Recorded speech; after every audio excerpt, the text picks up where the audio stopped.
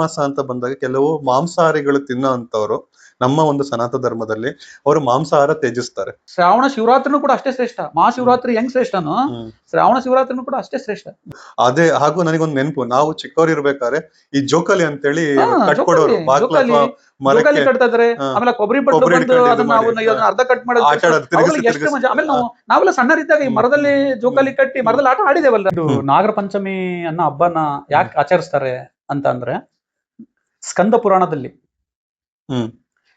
ಶ್ರೀಕೃಷ್ಣನ ಮಗನಾದ ಸಾಂಬನು ಶಿವಸುತನಾದ ಸುಬ್ರಹ್ಮಣ್ಯನಲ್ಲಿ ಕೇಳ್ತಾನೆ, ಈ ನಾಗರ ಪಂಚಮಿಯನ್ನು ಯಾಕ ಆಚರಣೆ ಮಾಡ್ತಾರೆ ಅಂತಂದೇಳಿ. ಅವಾಗ ಸುಬ್ರಹ್ಮಣ್ಯ ಸ್ವಾಮಿ ಇದನ್ನ ಕತೆ ಹೇಳ್ತಾರೆ. ಹಿಂದೆ ದೇವಶರ್ಮ ಎಂಬ ಬ್ರಾಹ್ಮಣ ಇದ್ದ. ಆ ಬ್ರಾಹ್ಮಣನಿಗೆ 8 ಜನ ಮಕ್ಕಳು. ಆ 8 ಜನ ಮಕ್ಕಳಲ್ಲಿ 7 ಜನ ಗಂಡು ಮಕ್ಕಳು, ಒಬ್ಳು ಮಗಳು. ಎಲ್ಲ ಒಂದೊಂದು ವಸ್ತುಗಳು ಬರ್ಬೇಕಾದ್ರೆ ಇದನ್ನ ನೀವು ತಗೊಳ್ರಿ, ಇದನ್ನ ನಾವು ತಗೊಳ್ರಿ ಅಂತ ಅವ್ರು ಹಂಚಿ ಅಂತ ಇರ್ತಾರೆ. ಅವಾಗ ಅದ್ರಲ್ಲಿ ಬಂದಾಗ ಅದಾಗ ಹಾಲಾಲನ್ನ ವಿಷ ಬಂದ್ಬಿಡುತ್ತೆ. ಆ ವಿಷವನ್ನ ಯಾರು ತಗೊಳಕ್ ರೆಡಿ ಇಲ್ಲ, ಎಲ್ಲರೂ ಓಡಿ ಹೋಗ್ತಾ ಇರ್ತಾರೆ, ನಾನು ಅಲ್ಲೇ ಅಂತ ಹೇಳಿ. ಅವಾಗ ಮತ್ತದು ಅದೇನಾಗಿದೆ, ಇಡೀ ಜಗತ್ತನ್ನ ನಾಶ ಮಾಡ್ತಕ್ಕಂಥ ವಿಷ ಆಗಿರುತ್ತೆ. ಆ ಸಮಯದಲ್ಲಿ ಶಿವಪರಮಾತ್ಮ ಬಂದು ಆ ಹಾಲಾವಲವನ್ನ ಅವ್ನು ಕುಡಿತಾನೆ. ಆ ಕುಡಿದಾಗ ಪಾರ್ವತಿ ಬೇಗ ಓಡೆ ಬಂದು ಅವ್ರ ಶಿವಪರಮಾತ್ಮನ ಕಂಠವನ್ನ ಹಿಡ್ಕೊಳ್ತಾಳೆ. ಅಲ್ಲಿಗೆ ಅದು ಸ್ಟಾಪ್ ಆಗಿ ನಿಂತ್ಕೊಂತತಿ. ವರಮಹಾಲಕ್ಷ್ಮಿ ಅಂದ್ರೆ ನಮಗೆ ವರವನ್ನ ಕೊಡತಕ್ಕಂಥವಳು, ನಮಗೆ ಸಂಪತ್ತಿ ಎಲ್ಲವನ್ನು ಸಕಲ ಐಶ್ವರ್ಯವನ್ನು ಪಾಲಿಸ್ಲಿ ಅಂತಂದ ಹೇಳಿ ಶ್ರಾವಣ ಮಾಸದ ಶುಕ್ಲ ಪಕ್ಷದ ಹುಣ್ಣಿಮೆಗೆ ಹತ್ತಿರ ಇರ್ತಕ್ಕಂಥ ಶುಕ್ರವಾರ. ಬಹಳ ಜನ 2ನೇ ಶುಕ್ರವಾರ ಅಂತ ತಿಳ್ಕೊಂಡಿರ್ತಾರೆ. ಅದು ಕಾಮನ್ 4 ಶುಕ್ರವಾರ ಬರ್ತಾವಂತಂದ ಹೇಳಿ. ಒಂದು ಹೋದ್ ವರ್ಷ 2025ರಲ್ಲಿ 5 ಶುಕ್ರವಾರ ಬಂದು ಬಹಳ ಜನಗಳಿಗೆ ಕನ್ಫ್ಯೂಸ್ ಆಗಿದೆ. ನಮ್ಮ ತಂದೆನ ಈ ಸರ್ಪ ಕಚ್ಚಿ ಕೊಂದಿದೆ ಅಂತಂದೇಳಿ ಈ ಸರ್ಪ ಸಂತತಿನ ನಾಶ ಮಾಡ್ಬೇಕು ಅಂತಂದೇಳಿ ಅವರು ತಮ್ಮ ಸ್ಥಾನದಲ್ಲಿ ಒಂದು ಸರ್ಪ ಯಜ್ಞ ಅಂತಂದೇಳಿ ಆಯೋಜನೆ ಮಾಡಿರ್ತಾರೆ. ಮತ್ತೆಲ್ಲ ಅದಕ್ಕೆ ಸಂಬಂಧಪಟ್ಟಂತ ಪುರೋಹಿತರು ಋಷಿಮುನಿಗಳನ್ನ ಕರೆಸಿ ಅದನ್ನ ಯಜ್ಞ ಮಾಡ್ತಿರ್ತಾರೆ.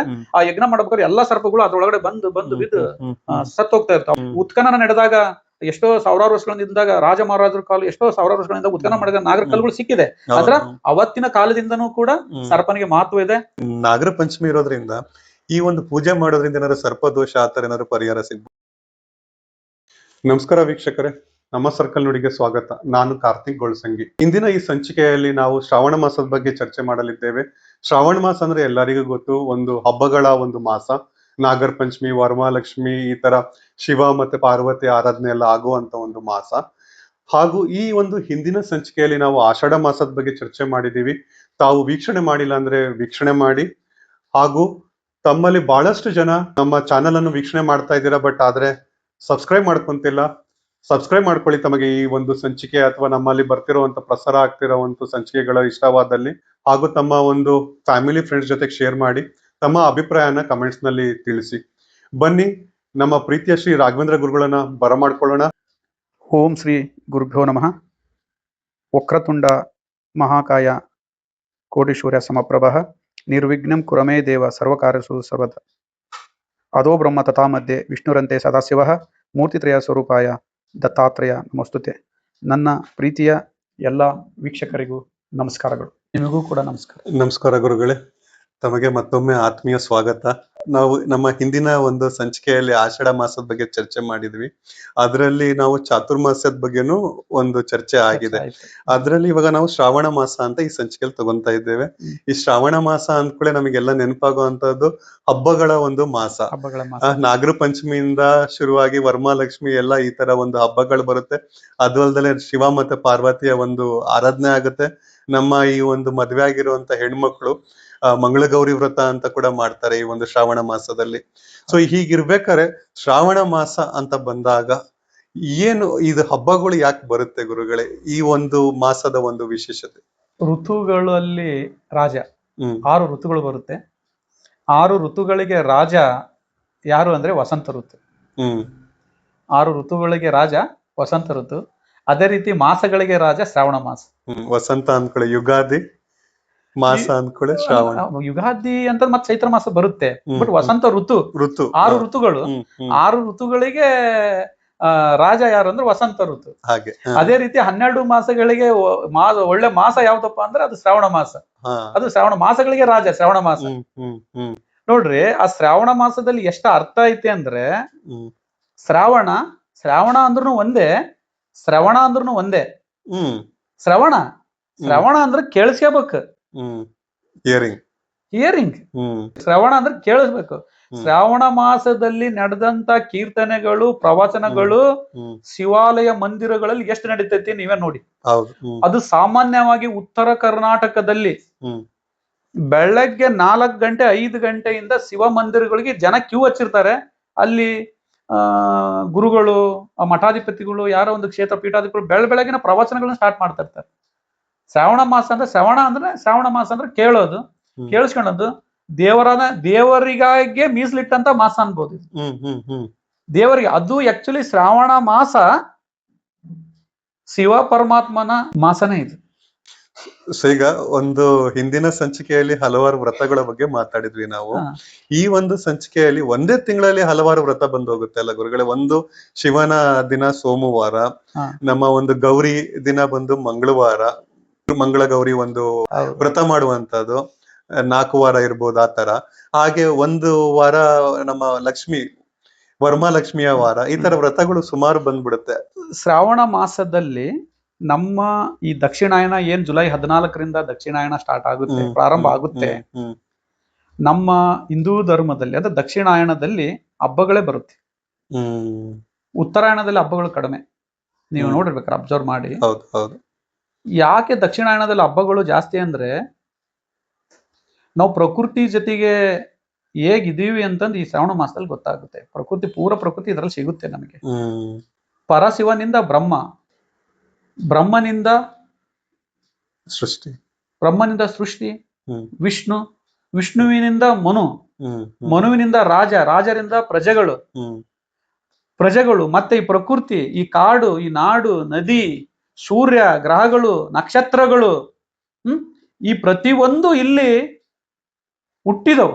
ಆಮೇಲೆ ಆ ಪ್ರತಿಯೊಂದನ್ನು ನಾವು ಶ್ರಾವಣ ಮಾಸದಲ್ಲಿ ಅನುಭವಿಸ್ತೇವೆ.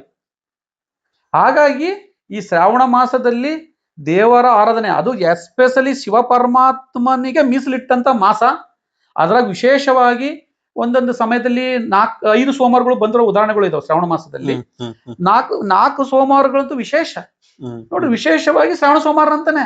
ಶ್ರಾವಣ ಸೋಮವಾರ ಇವತ್ತು ಶ್ರಾವಣ ಸೋಮವಾರ, 2ನೇ ಶ್ರಾವಣ ಸೋಮವಾರ, 3ನೇ ಶ್ರಾವಣ ಸೋಮವಾರ. ಇದನ್ನು ವಿಶೇಷವಾಗಿ ಶಿವ ಪರಮಾತ್ಮನಿಗೆ ಮೀಸಲಿಟ್ಟತಕ್ಕಂಥ ಮಾಸ ಶ್ರಾವಣ ಮಾಸ.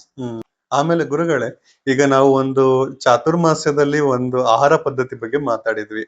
ಈಗ ಮೊದಲ ತಿಂಗಳು ಬಂದು ತರಕಾರಿದು ತ್ಯಜ್ಯ ಅಂದ್ರೆ ಒಂದು ತರಕಾರಿ ತಿನ್ನೋದಿಲ್ಲ, ಆ ವ್ರತ. ಆತರ ಒಂದು ಶ್ರಾವಣದಲ್ಲಿ ಮೊಸರುದು ಹೇಳಿದ್ರಿ ತಾವು.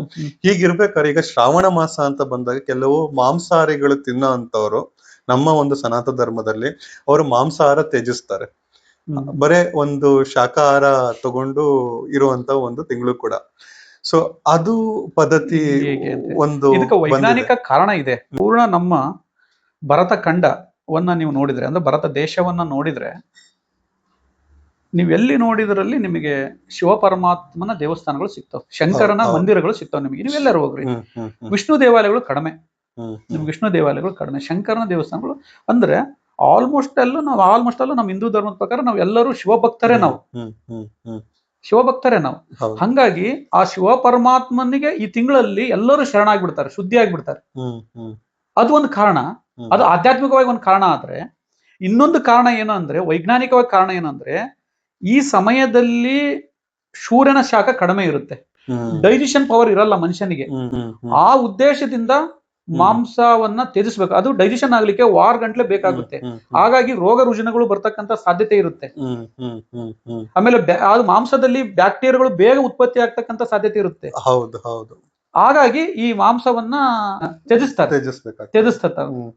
ಮತ್ತೆ ಈ ಶ್ರಾವಣ ಮಾಸದಲ್ಲಿ ದಕ್ಷಿಣಾಯನದಲ್ಲಿ ನಮಗೆ ಪ್ರಥಮ ಹಬ್ಬನೇ ಕೂಡ ನಮಗೆ ನಾಗರ ಪಂಚಮಿ.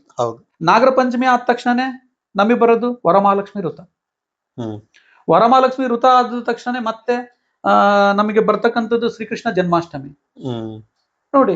ಮತ್ತೆ ಅದೇ ರೀತಿ ಶ್ರಾವಣ ಶಿವರಾತ್ರಿನೂ ಕೂಡ ಅಷ್ಟೇ ಶ್ರೇಷ್ಠ. ಮಹಾಶಿವರಾತ್ರಿ ಹೆಂಗ್ ಶ್ರೇಷ್ಠನೋ ಶ್ರಾವಣ ಶಿವರಾತ್ರಿನೂ ಕೂಡ ಅಷ್ಟೇ ಶ್ರೇಷ್ಠ. ನಾಗರ ಪಂಚಮಿ ನೋಡ್ರಿ, ಹಬ್ಬ ಇದು ಹೇಗಿದೆ ಅಂದ್ರೆ ಅಕ್ಕ ತಂಗಿಯರ ಅಣ್ಣ ತಮ್ಮಂದಿರ ಹಬ್ಬ ಇದು ನಾಗರ ಪಂಚಮಿ. ಸಹೋದರ ಮತ್ತು ಸೋದರಿಯರ ಹಬ್ಬ ಇದು ನೋಡಿ. ನೀವು ಈ ಸಮಯದಲ್ಲಿ ನಾಗರ ಪಂಚಮಿ ದಿನ ಅಕ್ಕ ತಮ್ಮ ಇರ್ಬೋದು, ಅಣ್ಣ ತಂಗಿ ಇರ್ಬೋದು. ಈ ಅಕ್ಕ ತಂಗಿಯರು ಏನಿರ್ತಾರಲ್ಲ, ನಮ್ಮ ಅಣ್ಣ ತಮ್ಮರಿಗೆ ಆಯುಷ್ಯ, ಆರೋಗ್ಯ, ಮತ್ತ ಅವ್ರಿಗೆ ಸಕಲ ಸೌಲಭ್ಯ, ಅಭಿವೃದ್ಧಿ, ಐಶ್ವರ್ಯವನ್ನು ಕೊಟ್ಟು ಕರುಣಿಸಪ್ಪ ಅಂತಂದೇಳಿ ಹಾವಿನ ಹುತ್ತಕ್ಕೋಗಿ ನಾಗರಕಲ್ಲಿಗೆ ಹೋಗಿ ಹಾಲನ್ನ ಎರೆದು ಬರ್ತಾರೆ, ನೈವೇದ್ಯ ಮಾಡಿ ಬರ್ತಾರೆ. ಅದೇ ಹಾಗೂ ನನಗೊಂದು ನೆನಪು, ನಾವು ಚಿಕ್ಕವ್ರು ಇರ್ಬೇಕಾದ್ರೆ ಈ ಜೋಕಾಲಿ ಅಂತೇಳಿ ಕಟ್ಕೊಡೋರು ಜೋಕಾಲಿ ಕಟ್ತಾ ಇದಾರೆ. ಆಮೇಲೆ ಕೊಬ್ಬರಿ ಬಟ್ಲು ಬಂದು ಅದನ್ನ ಅರ್ಧ ಕಟ್ ಮಾಡೋದು ಎಷ್ಟು ಮಜಾ. ಆಮೇಲೆ ನಾವೆಲ್ಲ ಸಣ್ಣರಿದ್ದಾಗ ಈ ಮರದಲ್ಲಿ ಜೋಕಾಲಿ ಕಟ್ಟಿ ಮರದಲ್ಲಿ ಆಟ ಆಡಿದೇವಲ್ಲ. ಹೌದೌದು, ಅದೆಲ್ಲ ಈಗ ಬಿಟ್ಟೋಗ್ಬಿಟ್ಟಿದೆ. ಎಲ್ಲ ಬಿಟ್ಟೋಗ್ಬಿಟ್ಟಿದೆ. ಈಗೆಲ್ಲ ಮನೆಯಾಗ ಇದು ಮಾಡ್ತಾ ಇದಾರೆ.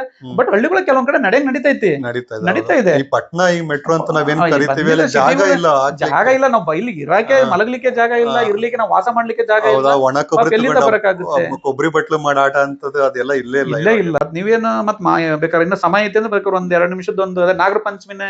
ಇಲ್ಲ ಹೇಳಿ ಗುರುಗಳೇ. ಇದು ನಾಗರ ಪಂಚಮಿ ಅನ್ನೋ ಹಬ್ಬನ ಯಾಕೆ ಆಚರಿಸ್ತಾರೆ ಅಂತ ಅಂದ್ರೆ, ಸ್ಕಂದ ಪುರಾಣದಲ್ಲಿ ಶ್ರೀಕೃಷ್ಣನ ಮಗನಾದ ಸಾಂಬನು ಶಿವಸುತನಾದ ಸುಬ್ರಹ್ಮಣ್ಯನಲ್ಲಿ ಕೇಳ್ತಾನೆ, ಈ ನಾಗರ ಪಂಚಮಿಯನ್ನು ಯಾಕ ಆಚರಣೆ ಮಾಡ್ತಾರೆ ಅಂತಂದೇಳಿ. ಅವಾಗ ಸುಬ್ರಹ್ಮಣ್ಯ ಸ್ವಾಮಿ ಇದನ್ನ ಕತೆ ಹೇಳ್ತಾರೆ. ಹಿಂದೆ ದೇವಶರ್ಮ ಎಂಬ ಬ್ರಾಹ್ಮಣ ಇದ್ದ. ಆ ಬ್ರಾಹ್ಮಣನಿಗೆ 8 ಜನ ಮಕ್ಕಳು. ಆ 8 ಜನ ಮಕ್ಕಳಲ್ಲಿ 7 ಜನ ಗಂಡು ಮಕ್ಕಳು, ಒಬ್ಳು ಮಗಳು, ಅವಳು ಕನ್ನಿಕೆ ಅಂತ. ಒಂದು ಸರ್ಪ ಗರುಡನಿಗೆ ಎದರಿ ಆ ಕನ್ನಿಕೆ ಹತ್ರ ಬಂದು ಆಶ್ರಯನ ಕೇಳ್ತತಿ. ಆ ಆಶ್ರಯನ ಕೇಳಿದಾಗ ಅವಳು ಆ ಸರ್ಪವನ್ನ ಹಾಲು ಮತ್ತು ಫಲದಿಂದ ಪ್ರತಿದಿನ ಅದನ್ನ ಪೋಷಣೆ ಮಾಡ್ತಾ ಇರ್ತಾಳೆ. ಅದಕ್ಕೆ ಕೊಟ್ಟು ರಕ್ಷಿಸ್ತಾಳೆ ಅದನ್ನ ಪ್ರತಿದಿನ ಅದಕ್ಕೆ ಫಲ ಮತ್ತು ಆಹಾರ ಮತ್ತು ಹಾಲನ್ನು ಕೊಟ್ಟು ಅದಕ್ಕೆ ಬೇಕಾಯ್ತು ಕೊಟ್ಟು ಅದನ್ನ ರಕ್ಷಣೆ ಮಾಡ್ತಾ ಇರ್ತಾಳೆ. ಅವಳು ಪ್ರತಿದಿನ ಅದು ರಕ್ಷಣೆ ಮಾಡೋದಕ್ಕೆ ಆ ಸರ್ಪ ಪ್ರತಿದಿನ ಅವಳಿಗೆ 1 ತೊಲೆ ಚಿನ್ನವನ್ನು ಕೊಡ್ತಾ ಇರ್ತೈತಿ. 1 ತೊಲೆ ಚಿನ್ನ ಬಂಗಾರವನ್ನು ಕೊಡ್ತಾ ಇರ್ತೈತಿ ಪ್ರತಿಫಲವಾಗಿ. ಆವಾಗ ಅದ 7 ಜನ ಅಣ್ಣ ತಮ್ಮರು ಇರ್ತಾರಲ್ಲ, ಅವರಲ್ಲಿ ಒಬ್ಬನು ಆಸೆಗೆ ಏನ್ ಮಾಡ್ಬಿಡ್ತಾನ, ಇದು 1 ತೊಲೆಗೆ ಇನ್ನೂ ಜಾಸ್ತಿ ನೀನು ಬಂಗಾರ ಕೊಡ್ಬೇಕು ಅಂತಂದೇಳಿ ಆ ಸರ್ಪವನ್ನ ಕಾಲಿನಿಂದ ಒದಿತಾನ. ಆದ್ರ ಅದು ಕೋಪಗೊಂಡು ಸರ್ಪ ಅವನಿಗೆ ಕಚ್ತತಿ. ಅವನಿಗೆ ಕಚ್ಚೋದಲ್ದನ ಅವ್ರು ಅಷ್ಟ್ರು ಅಣ್ಣ ತಮ್ಗೆ 7 ಜನಕ್ಕೂ ಕಚ್ಚಿ ಅದು ಹೊರಟು ಹೋಗ್ಬಿಡ್ತೈತಿ. ಹೊರಟು ಹೋದ ತಕ್ಷಣ ಅವರೆಲ್ಲರೂ ಆ ಸಂದರ್ಭದಲ್ಲಿ ಮರಣ ಹೊಂದ್ಬಿಡ್ತಾರೆ.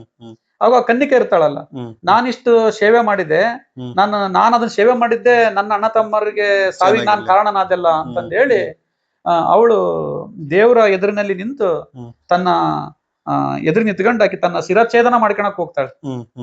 ಶಿರಚ್ಛೇದನ ಮಾಡ್ಕೊಳಕ್ ಹೋದಾಗ ನಾರಾಯಣ ವಾಸುಕಿಯನ್ನ ಸರ್ಪವನ್ನು ಕಳಿಸಿ ಅವ್ರನ್ನ ರಕ್ಷಣೆ ಮಾಡು ಅಂತ ಹೇಳಿ ವಾಸುಕಿ ಸರ್ಪವನ್ನ ಕಳಿಸ್ತಾನ ಪರಮಾತ್ಮ. ಅವಾಗ ಅವ್ರು ಮತ್ತ ಪುನಃ ಅವರು ಮರಣದಿಂದ ಮುಕ್ತಿ ಹೊಂದ್ತಾರೆ, ಜೀವ ಬರ್ತಾರೆ. ಮತ್ತೆ ಅವರು ಆ ಕನ್ನಿಕೆ ಅವರ ಸಹೋದರನ್ನ ರಕ್ಷಣೆ ಮಾಡಿರ್ತಕ್ಕಂತ ಆ ದಿನ ಅವತ್ತು ಶ್ರಾವಣ ಮಾಸ ಶುಕ್ಲ ಪಕ್ಷದ ಪಂಚಮಿ ಆಗಿರ್ತತಿ. ಹಂಗಾಗಿ ಅದು ನಾಗರ ಪಂಚಮಿ ಅಂತಂದೇಳಿ ಪ್ರಸಿದ್ಧಿ ಆಗಿದೆ. ಸೊ ಹೀಗಾಗಿ ಒಂದು ನಾಗರ ಪಂಚಮಿ ಸಹೋದರ ಮತ್ತು ಸಹೋದರರಿಗೆ ವಿಶೇಷವಾಗಿದೆ. ಯಾವುದೇ ರೀತಿಯಿಂದ ಸರ್ಪ ಅವ್ರಿಗೆ ಏನು ತೊಂದರೆ ಆಗದಂತೆ, ಎಲ್ಲೇ ಕೆಲಸ ಮಾಡ್ಬೇಕಾದ್ರೆ ಇರ್ಬೋದು, ಕನಸಿನಲ್ಲಿ ಇರ್ಬೋದು, ಯಾವ್ದೇ ರೀತಿಯಿಂದ ಆ ಸರ್ಪ ಅವರಿಗೆ ಕಾಡಬಾರ್ದು ಅಂತಂದೇಳಿ ಈ ರೀತಿ ಬೇಡ್ಕೊಳ್ತಾರೆ. ಈ ತರ ಅದಕ್ಕೆ ಸಹೋದರರಿಗೆ ಇದೊಂದು ವಿಶೇಷ ಇದೆ. ಒಳ್ಳೆ ಮಾಹಿತಿ ಗುರುಗಳೇ. ಹಾಗೆ ಈ ಒಂದು ಮಂಗಳ ಗೌರಿ ವ್ರತದ ಬಗ್ಗೆ ಏನು ಮಾಹಿತಿ ಕೊಡಬಹುದಾ? ಅದಾದ ನಂತರ ವರಮಹಾಲಕ್ಷ್ಮಿ ಬಗ್ಗೆ. ಇಲ್ಲ, ಇದು ಮಂಗಳ ಗೌರಿ ವ್ರತ ಸಾಮಾನ್ಯವಾಗಿ ಯಾರು ಮಾಡ್ತಾರೆ ಅಂದ್ರೆ ಕನ್ಯೆಯರು ಮಾಡ್ತಾರೆ. ಇದನ್ನ ಮಂಗಳ ಗೌರಿ ವ್ರತವನ್ನ ಕನ್ಯೆಯರು ಮಾಡ್ತಾರೆ. ಆಮೇಲೆ ನವದಂಪತಿಗಳು ಮಾಡ್ತಾರೆ. ಆಮೇಲೆ ಮಂಗಳ ಗೌರಿ ವ್ರತವನ್ನ ಮಾಡಿದಾಗ ಎದಕ್ಕೆ ನನಗೊಂದು ಒಳ್ಳೆ ಪತಿ ಸಿಗಲಿ, ಒಳ್ಳೆ ನನ್ನ ಗಂಡ ಸಿಗಲಿ. ನಾನ್ ಮದ್ವೆ ಆಗಿರೋರು ಅಷ್ಟೇ ಮಾಡ್ತಾರೆ ಅನ್ಕೊಂಡಿದ್ದೆ. ಮದ್ವೆ ಆಗೋ ಮೊದ್ಲು ಮಾಡ್ತಾರೆ, ಮದ್ವೆ ಮೊದ್ಲು ಮಾಡ್ತಾರೆ. ಅದು ವ್ರತ ಒಳ್ಳೆ ವ್ರತ, ಮಂಗಳಗೌರಿ ವ್ರತ ಅದಕ್ಕೋಸ್ಕರ ಮಾಡೋದು. ಆಮೇಲೆ ಅದಕ್ಕೆ ಏನ್ ಮಾಡ್ತಾರೆ ಅಂದ್ರೆ ಮಂಗಳಗೌರಿ ವ್ರತ ಮತ್ ಮದುವೆ ಆದ್ಮೇಲೆ ಇಟ್ಕೊಳ್ತಾರೆ ನೋಡ್ರಿ. ಅವಾಗ 5 ವರ್ಷ 9 ವರ್ಷ ಅದೆಲ್ಲ ಇಟ್ಕೊಳ್ತಾರೆ. ಆ ಜೀವನ ನಮ್ದು ಚೆನ್ನಾಗಿರ್ಲಿ ಅಂತಂದ ಹೇಳಿ ಅದು ಮಂಗಳಗೌರಿ ವ್ರತ ಅಂತಂದೇಳಿ ಮಾಡ್ತಾರೆ. ಗುರುಗಳೇ, ಇನ್ನೊಂದು ಪ್ರಶ್ನೆ. ನಾಗರ ಪಂಚಮಿ ಇರೋದ್ರಿಂದ ಈ ಒಂದು ಪೂಜೆ ಮಾಡೋದ್ರಿಂದ ಏನಾದ್ರು ಸರ್ಪದೋಷ ಆತರ ಏನಾದ್ರು ಪರಿಹಾರ ಸಿಗ್ಬೋದು? ಹೌದು, 100% ರಕ್ಷಣೆಗಲ್ಲ. ಸುಬ್ರಹ್ಮಣ್ಯ ನೋಡಿ, ಸ್ಕಂದ ಪುರಾಣದಲ್ಲಿ ಸುಬ್ರಹ್ಮಣ್ಯ ಸ್ವಾಮಿನ ಅದನ್ನ ಹೇಳಿರೋದ್ರಿಂದ. ಮತ್ತೆ ಕುಕ್ಕೆ ಸುಬ್ರಹ್ಮಣ್ಯದಲ್ಲಿ ನೋಡಿ, ಕುಕ್ಕೆ ಅಂದ್ರೆ ಹಾವಿನ ತಲೆ, ಅಲ್ಲಿ 75% ಸರ್ಪಗೆ ಪೂಜೆ ಆಗುತ್ತೆ. ಸುಬ್ರಹ್ಮಣ್ಯನಿಗೆ 25%. ಅಲ್ಲಿ ನಾಗ ಪ್ರತಿಷ್ಠೆ, ಸರ್ಪ ಸಂಸ್ಕಾರ, ಸರ್ಪದೋಷ ನಿವಾರಣೆ. ಮತ್ತೆ ಅದು ನಾಗರ ಪಂಚಮಿಯಲ್ಲಿ ವಿಶೇಷವಾಗಿ ನಾವು ನಾಗದೇವರಿಗೆ ಎಲ್ಲಿ ನಾಗರ ಕಟ್ಟೆ ಇದೆ, ಎಲ್ಲಿ ಉತ್ತುಕೋಗಿ ಅದನ್ನ ವಿಶೇಷವಾಗಿ ನಾವು ಪೂಜೆ ಮಾಡೋದ್ರಿಂದ ಸರ್ಪದೋಷ ನಿವಾರಣೆ ಆಗ್ತಕ್ಕಂತ ಸಾಧ್ಯತೆ ಇದೆ, ನಂಬಿಕೆನೂ ಇದೆ, ಫಲನೂ ಸಿಗುತ್ತೆ. ಸರಿ ಗುರುಗಳೇ. ಆಮೇಲೆ ಈಗ ಒಂದು ಶಿವನ ಪೂಜೆ ಏನ್ ಮಾಡುವಂತದ್ದು ಶ್ರಾವಣ ಮಾಸದಲ್ಲಿ, ಅದ್ರದ್ದೊಂದು ಕತೆ ಹೇಳ್ತಾ ಇದ್ರಲ್ಲ ಗುರುಗಳೇ, ಶ್ರಾವಣ ಮಾಸದಲ್ಲಿ ಶ್ರಾವಣ ಮಾಸದಲ್ಲಿ ಯಾಕೆ ಈ ಶಿವನಿಗೆ ಯಾಕೆ ಶಿವನಿಗೆ ವಿಶೇಷವಾಗಿದೆ ವಿಶೇಷವಾದ ಪೂಜೆ ವಿಶೇಷವಾಗಿದೆ ಅಂತ ಅಂದಾಗ, ಈ ಕ್ಷೀರಸಾಗರ ನದಿ ಲಕ್ಷ್ಮಿ ಹೋಗಿ ಸಮುದ್ರದಲ್ಲಿ ಬಚ್ಚಿಟ್ಕೊಂಡಾಗ ಅದು ಹೀಗೆ ಅಸುರರು ಮತ್ತು ದೇವತೆಗಳು ಮತ್ತು ಅಸುರರು ಸಮುದ್ರ ಮಂಥನ ಮಾಡ್ಬೇಕು ಅಂತ ಆಗುತ್ತೆ. ಅದು ಮಂದಾರ ಪರ್ವತವನ್ನ ಕಡಗೋಲ್ ಮಾಡ್ಕೊಂಡು ವಾಸಕಿ ಅನ್ನೋ ಸರ್ಪವನ್ನ ಹಗ್ಗವನ್ನಾಗಿ ಮಾಡ್ಕೊಂಡು ಒಂದ್ ಸೈಡ್ ಅಸುರರು ಒಂದ್ ಸೈಡ್ ದೇವತೆಗಳು ಆ ಕ್ಷೀರಸಾಗರವನ್ನು ಕಡಿತಾ ಇರ್ಬೇಕಾದ್ರ 14 ರತ್ನಗಳು ಬರುತ್ತವೆ ಬೇರೆ ಬೇರೆ ಬೇರೆ. ಅದರಲ್ಲಿ ಈ ಹಾಲಾಲನು ಒಂದು. ಎಲ್ಲ ಒಂದೊಂದು ವಸ್ತುಗಳು ಬರ್ಬೇಕಾದ್ರೆ ಇದನ್ನ ನೀವು ತಗೊಳ್ರಿ, ಇದನ್ನ ನಾವು ತಗೊಳ್ರಿ ಅಂತ ಅವ್ರು ಹಂಚ್ಕೊಂತ ಇರ್ತಾರೆ. ಅವಾಗ ಅದ್ರಲ್ಲಿ ಬಂದಾಗ ಅದಾಗ ಹಾಲಾಲನ್ನ ವಿಷ ಬಂದ್ಬಿಡುತ್ತೆ. ಆ ವಿಷವನ್ನ ಯಾರು ತಗೊಳಕ್ ರೆಡಿ ಇಲ್ಲ, ಎಲ್ಲರೂ ಓಡಿ ಹೋಗ್ತಾ ಇರ್ತಾರೆ, ನಾನು ಅಲ್ಲೇ ಅಂತಂದ ಹೇಳಿ. ಅವಾಗ ಮತ್ತದು ಅದೇನಾಗಿದೆ, ಇಡೀ ಜಗತ್ತನ್ನ ನಾಶ ಮಾಡ್ತಕ್ಕಂಥ ವಿಷ ಆಗಿರುತ್ತೆ. ಆ ಸಮಯದಲ್ಲಿ ಶಿವಪರಮಾತ್ಮ ಬಂದು ಆ ಹಾಲಾವಲವನ್ನ ಅವ್ನು ಕುಡಿತಾನೆ. ಆ ಕುಡಿದಾಗ ಪಾರ್ವತಿ ಬೇಗ ಓಡೆ ಬಂದು ಅವ್ರ ಶಿವಪರಮಾತ್ಮನ ಕಂಠವನ್ನ ಹಿಂಗ್ ಹಿಡ್ಕೊಳ್ತಾಳೆ. ಅಲ್ಲಿಗೆ ಅದು ಸ್ಟಾಪ್ ಆಗಿ ನಿಂತ್ಕೊಂತತಿ. ಅವಾಗ ಅದು ನೀಲಿ ಆಗುತ್ತೆ. ಆ ನೀಲಿ ಆಗಿದ್ದಕ್ಕೆ ಅವ್ರಿಗೆ ಮಹಾದೇವನಿಗೆ ಅಲ್ಲಿ ನೀಲಕಂಠ ಅಂತಂದೇಳಿ ನಾಮ ಬಂತು. ಹಾಗಾಗಿ ಆ ಘಟನೆ ನಡೆದದ್ದು ಆ ಶ್ರಾವಣ ಮಾಸದಲ್ಲೇ ನಡೆದಿರ್ತಕ್ಕಂಥ ಘಟನೆ ಅದು. ಹಾಗಾಗಿ ಶ್ರಾವಣ ಮಾಸ ದಲ್ಲಿ ನಡೆದಿರ್ತಕ್ಕಂಥ ಅವಾಗ ನೀಲಕಂಠ ಅಂತ ಹೆಸರು ಬಂತಲ್ಲ, ಅದ್ ನೀಲ ಆಗಿ ಹೋಗಿರ್ತೈತೆ. ಅವ್ರಿಗೆ ಅದನ್ನ ಕುಡಿದಿರ್ತಾರಲ್ಲ, ಅವ್ರಿಗೆ ಒಳಗಡೆ ಅದು ಬಾಧೆಯನ್ನ ತಡ್ಕೊಳಕ್ ಆಗ್ತಾ ಇರಲ್ಲ ಶಿವಪರಮಾತ್ಮಗೆ. ಇನ್ನುಳಿದಿರ್ತಕ್ಕಂಥ ದೇವತೆಗಳು ಜಲಾಭಿಷೇಕ ಮಾಡೋದು, ಕ್ಷೀರಾಭಿಷೇಕ ಮಾಡೋದು, ಮತ್ತು ಹಣ್ಣುಗಳ ಮತ್ತು ಫಲಗಳನ್ನ ಮೇಲೆ ಸುರಿಯೋದು, ಇದನ್ನೆಲ್ಲ ಮಾಡ್ತಾ ಇರ್ತಾರೆ. ಹಾಗಾಗಿ ಶಿವಪರಮಾತ್ಮಗೆ ಅಭಿಷೇಕ ಪ್ರಿಯ ಅಂತ ಹೇಳ್ತೀವಿ ನಾವು. ಅದೇ ಉದ್ದೇಶಕ್ಕೋಸ್ಕರ ನಾವು ರುದ್ರಾಭಿಷೇಕ, ಪಂಚಾಮೃತ ಅಭಿಷೇಕ, ಈ ಎಲ್ಲಾ ಅಭಿಷೇಕಗಳನ್ನು ಮಾಡುತ್ತೇವೆ. ಬ್ರಹ್ಮ ನಾದ ಪ್ರಿಯ, ವಿಘ್ನೇಶ್ವರ ನೈವೇದ್ಯ ಪ್ರಿಯ, ವಿಷ್ಣು ಅಲಂಕಾರ ಪ್ರಿಯ. ನೋಡಿ ಎಷ್ಟು ವಿಶೇಷವಾಗಿದೆ. ಅದಕ್ಕೋಸ್ಕರನ ಶಿವಪರಮಾತ್ಮಗೆ ಈ 4 ಸೋಮವಾರಗಳು ಅವನಿಗೆ ಶ್ರಾವಣ ಮಾಸದಲ್ಲಿ ವಿಶೇಷವಾಗಿದವು. ಹಾಗಾಗಿ ತುಂಬಾ ಭಕ್ತಿಯಿಂದ ಆ ಸ್ವಾಮಿನ ನಾವು ಆರಾಧನೆ ಮಾಡಿದ್ರೆ, ಅವನ ಅಷ್ಟೋತ್ತರಗಳನ್ನು ಹೇಳಿದ್ರೆ ಶ್ರಾವಣ ಮಾಸದಲ್ಲಿ ತುಂಬಾ ಒಳ್ಳೇದು. ಅದ್ರಲ್ಲಿ ವಿಶೇಷವಾಗಿ ಮೃತ್ಯುಂಜಯ ಜಪವನ್ನು ಈ ಸಮಯದಲ್ಲಿ ಹೇಳಿದ್ರಂದ್ರೆ ಅವ್ರಿಗೆ ಆಯುಷ್ಯ ಅಭಿವೃದ್ಧಿ ಆಗಿ ಹೋಗ್ಬಿಡುತ್ತೆ. ಪೂರ್ಣ ಫಲ ಸಿಗುತ್ತೆ ಶ್ರಾವಣ ಮಾಸದಲ್ಲಿ, ಪೂರ್ಣ ಫಲ ಸಿಗುತ್ತೆ. ನೀವು ಈ 12 ಮಾಸಗಳಲ್ಲಿ ಏನ್ ಶಿವನ ಆರಾಧನೆ ಮಾಡೋದಕ್ಕಿಂತ ಈ ಶ್ರಾವಣ ಮಾಸದಲ್ಲಿ ಆ ಶಿವ ಪರಮಾತ್ಮನ ದಿನ ನಾವು ಆರಾಧನೆ ಮಾಡಿದ್ವಿ ಅಂದ್ರೆ ಆ 12 ಮಾಸದ ಫಲ ಈ ಒಂದೇ ತಿಂಗಳಲ್ಲಿ ಸಿಗುತ್ತೆ. ಅಷ್ಟೊಂದು ಅದು ಶಕ್ತಿ ಇದೆ.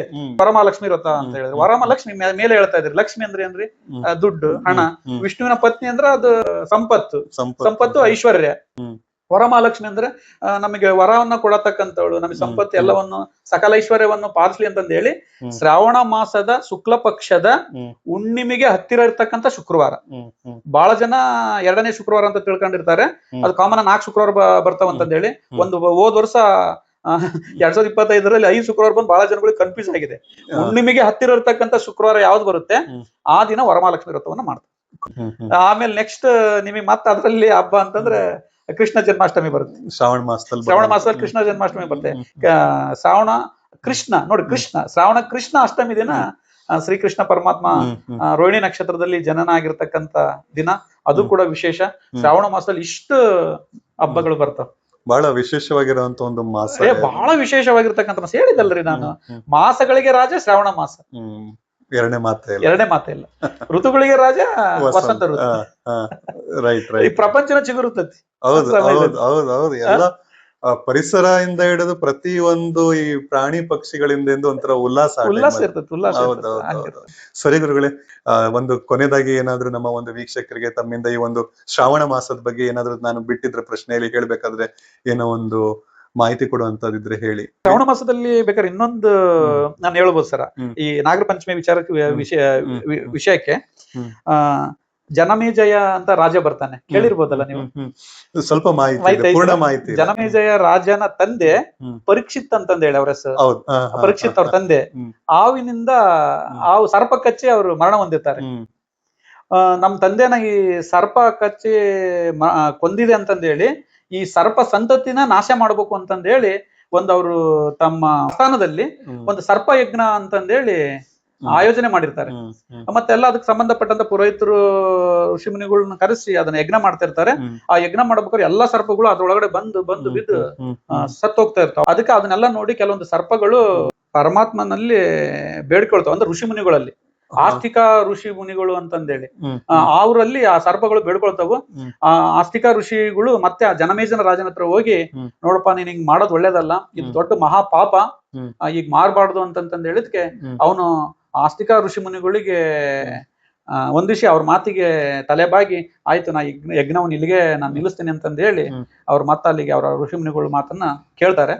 ಮತ್ತೆ ಅವತ್ತಿನ ದಿನ ಮತ್ತೆ ಅವತ್ತದು ರಕ್ಷಣೆ ಮಾಡಿದ ದಿನ ಅದು ಶ್ರಾವಣ ಮಾಸ ಶುಕ್ಲ ಪಕ್ಷ ಪಂಚಮಿ ಆಗಿತ್ತು.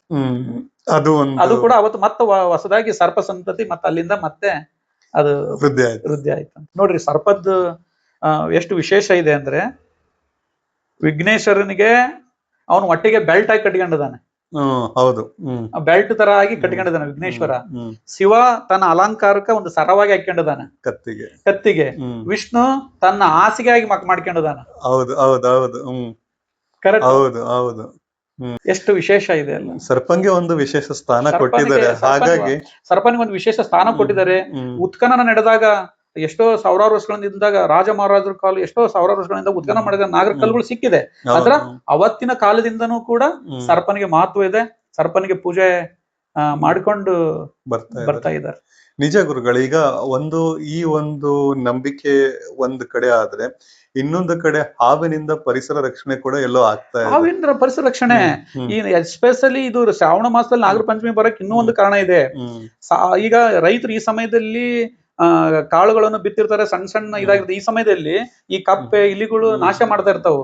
ಈ ಸರ್ಪಗಳು ಅವನು ಕೂಡ ಹತೋಟಿಯಲ್ಲಿ ಇಡುತ್ತೆ. ಇಲಿ ಸಂಖ್ಯೆ ಅದನ್ನು ಇದು ಮಾಡುತ್ತೆ. ಅದು ಕೂಡ ರಕ್ಷಣೆ ಮಾಡುತ್ತೆ. ಅದು ಒಂದು ಕಾರಣನೂ ಕೂಡ ಇದೆ ನೋಡಿ. ವೈಜ್ಞಾನಿಕ ಕಾರಣನೂ ಇದೆ, ಒಂದು ಆಧ್ಯಾತ್ಮಿಕ ಕಾರಣನೂ ಇದೆ. ಎಲ್ಲ ಲಿಂಕ್ ಇದೆ ಎಲ್ಲ ಪ್ರತಿಯೊಂದು. ಯಾಕಂದ್ರೆ ಇಂದು ನಮ್ಮ ಹಿರಿಯರು ಏನೇ ಮಾಡಿದಾರು ಕೂಡ, ಋಷಿ ಮುನಿಗಳು ಏನೇ ಮಾಡಿರೋದಂದ್ರೂ ಕೂಡ ಅದಕ್ಕೊಂದು ಅರ್ಥ ಇದೆ. ಹೌದೌದು, ಅರ್ಥ ಇದೆ.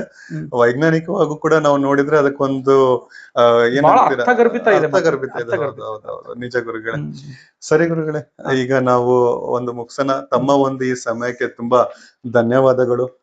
ತಮ್ಮ ಈ ಒಂದು ತಮ್ಮ ಹತ್ರ ಮಾತಾಡ್ತಾ ಇದ್ರೆ ಈ ಒಂದು ಸಮಯ ಹೋಗೋದೇ ಗೊತ್ತಾಗೋದಿಲ್ಲ. ಅಂತದ್ರಲ್ಲಿ ನಮ್ಮ ವೀಕ್ಷಕರ ಒಂದು ಅಭಿಪ್ರಾಯ ಮತ್ತೆ ಫೀಡ್ಬ್ಯಾಕ್ ಮೇಲೆ ನಾವು ಆದಷ್ಟು ಒಂದು 20ರಿಂದ 30 ನಿಮಿಷದೊಳಗೆ ಒಂದು ಸಂಚಿಕೆ 15-20 ನಿಮಿಷ ಮಾತಾಡೋಣ ಅಂದ್ರೆ ಅದು ಅರ್ಧ ಗಂಟೆ ಕೂಡ ಆಗ್ತಾ ಇದೆ. ಓಂ ಶ್ರೀ ಗುರುಭ್ಯೋ ನಮಃ. ಓಂ ಶ್ರೀ ಜೈ ಗುರುದೇವ ದತ್ತ. ಎಲ್ಲಾ ವೀಕ್ಷಕರಿಗೂ ವಂದನೆಗಳು.